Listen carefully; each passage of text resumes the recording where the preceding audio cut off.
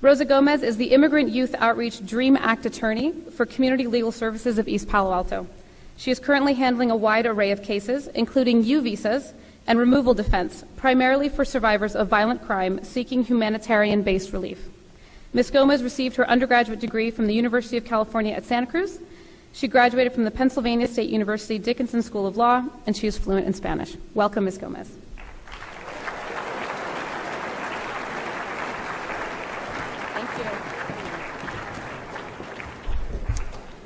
Good morning, young men of Bellarmine. It's a real pleasure to be here with you today and to present on immigration law a little bit to you. So I personally know that this topic can be complex and rather challenging at times. So I am going to try to be very clear today, and I will be speaking on two topics. First, I will be speaking on economic migration, and then I will be speaking about asylum. All right, so let's start. Economic migration. What is that, right? Migrating for opportunity. So basically, when I use the term migration, I'm using it interchangeably with immigration. So the basic concept being somebody who is foreign born in another country, moving to a different country from their origin in search of opportunity. So to help us talk about this subject a little bit, I have prepared a case study. So in all of these case studies, I've obviously changed the names, some of the facts, the photographs, right, to protect identities of clients. But the stories are very similar to real, true stories. So the first case study I'm going to present on is Amar, and you can see him pictured here in a green hoodie. He is from Ethiopia. He is married and he has 4 children, and unfortunately he cannot find any sort of employment in his home country of Ethiopia. He used to work at a coffee farm. Unfortunately, there's no work for him there. In this picture, you can see him with a few of his relatives who are rather well off. As you can see, they do own a donkey. But unfortunately, Amar, he doesn't own such luxuries. He lives in a rather simple home with his family, and unfortunately, he doesn't have enough money to provide for his family, so they do often go to bed hungry, and he does have dreams of a better life. He has a cousin who migrated to New York City some time ago, and he hears stories in his village that his cousin is doing very well in New York, and he hears about all the prosperity in this other country. So he wonders if he himself should up and try to move to New York to be able to send his children to school, because unfortunately in Ethiopia where he lives, he cannot send his children to school, and he thinks perhaps there will be more access to health care, and he thinks he can create a better life. So we're going to talk a little bit about this global phenomenon of global migration. So Amar could possibly up and move to New York City, but there are various other parts of the world where we do see a lot of migration to. And it's no surprise that these different places are the economic powerhouses of the world. So, of course, we have the United States, right, Western Europe, Dubai, South Africa. So it's really important when you're thinking about immigration and migration and people moving that we don't just think about ourselves here in the United States, but really see that this is a global issue.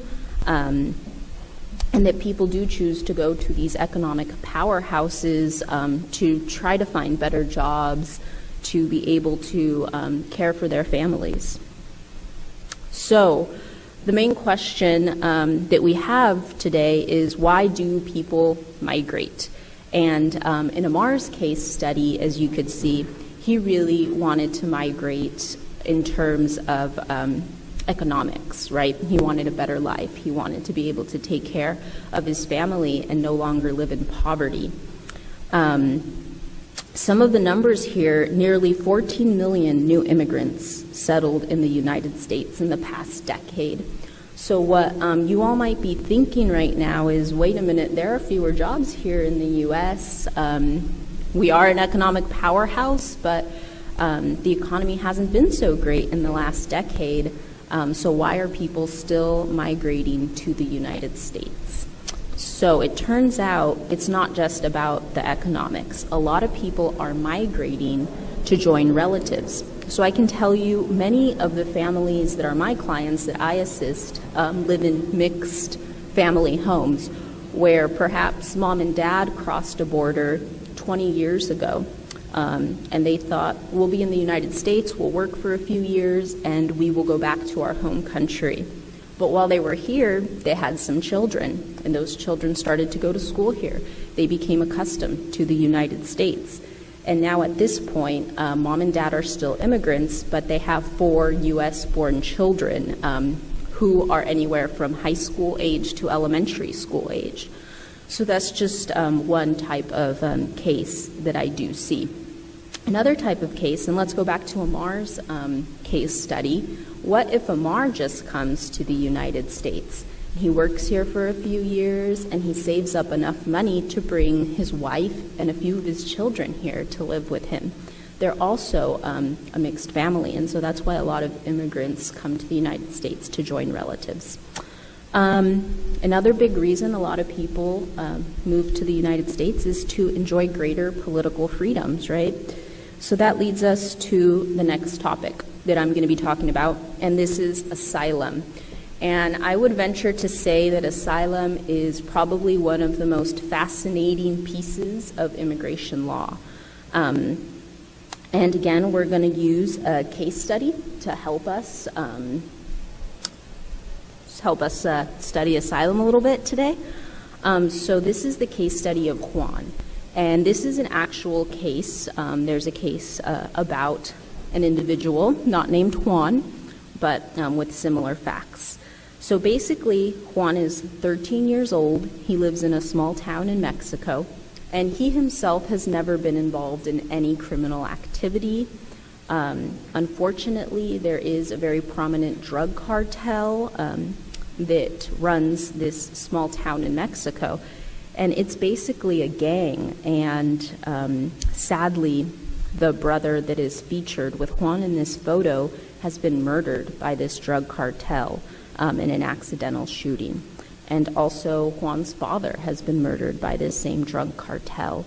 So Juan is very afraid for his own safety, and he's actually been physically harmed by this drug cartel a few times. They've beat him up here and there, and they've told him that his only choice is to join this drug cartel. So his mother is very afraid for his safety, him being a young man, and she saves up enough money and he flees to the United States, and when he crosses the border, he applies for asylum. So we're going to get a little bit into what asylum is. So it's basically a legal protection given by the U.S. government to immigrants that can prove that they have a well-founded fear of persecution in their home country. And this fear can be due to present persecution or past persecution. And it has to be based on a protected ground. So that becomes very important. So you might be asking yourself, what is a protected ground? So there are certain protected grounds that are pretty basic that we all can tell what they are. So that would be race, religion, nationality, political opinion. Particular social group is really one of the more novel concepts of asylum. So it's growing, it's changing, and we as attorneys are trying to push the envelope to see what particular social group really means, right? So I can give you a few examples of cases that have been heard that have determined a few particular social groups. So one of them have been gay people, and other one have been women in certain countries who might male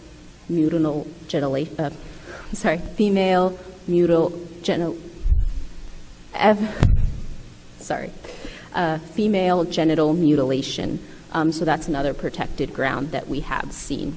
So your next question might be, how is Juan going to prove that he is being persecuted by this drug cartel, by this gang in Mexico, right? Because Juan is now in the United States, so what kind of evidence can he bring forth in a court to prove that he has been persecuted in Mexico? So that's really tough as an attorney, because you need to ask your client, as I said before, Juan was beat up, so maybe he has bruises. So if Juan was my client, I would ask him, do you have any bruises from when you were beat up? Do you have any scars? Maybe we can photograph that and show the judge. Of course, I would want him to testify, to speak to the things that have happened to him in his home country, but that might not be enough. I might also ask him to go see a psychologist who will talk to him for several hours over the course of several days, and that psychologist might be better able to speak to the suffering that Juan has went through. So there's also a lot of other political considerations. So like I said before, Juan is coming to the United States from Mexico. So if an immigration judge is to deem Juan eligible for asylum, that's basically a U.S. immigration judge telling Mexico, you were unable to protect your citizen because you weren't able to protect him from these drug cartels. So that's something very political that we should be aware of. So what do you think is going to happen to Juan? Do you think him suffering this gang violence is going to be a protected ground?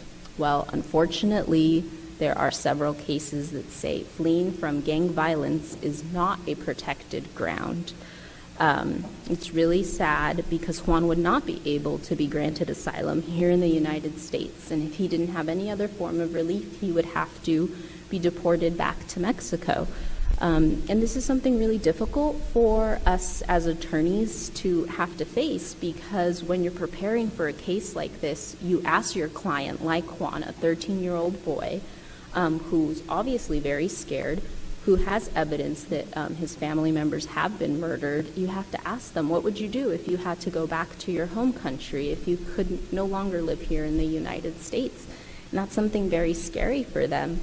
Because they're basically going to be deported to near certain death if they go back to their hometown. And so here's a statistic. Last year in 2010, only 1.5% of Mexican asylum applications were approved.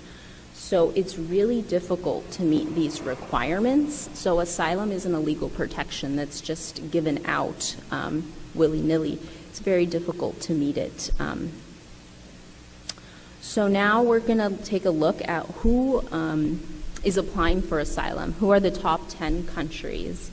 So I can tell you that number 1 is China, and number 2 is actually Mexico.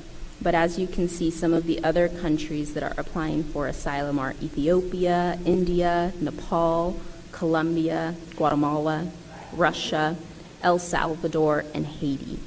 And so I really hope that you can reflect and think about what kind of persecutions citizens from these countries are facing, and why is it that they would want to immigrate to the United States in particular. What kind of freedoms do we offer? What kind of freedoms can we offer citizens from these countries? And maybe take a look at these countries and think about what might it be that they all have in common. So I am going to leave it there, and thank you so much for your attention, and I hope you've enjoyed the presentation.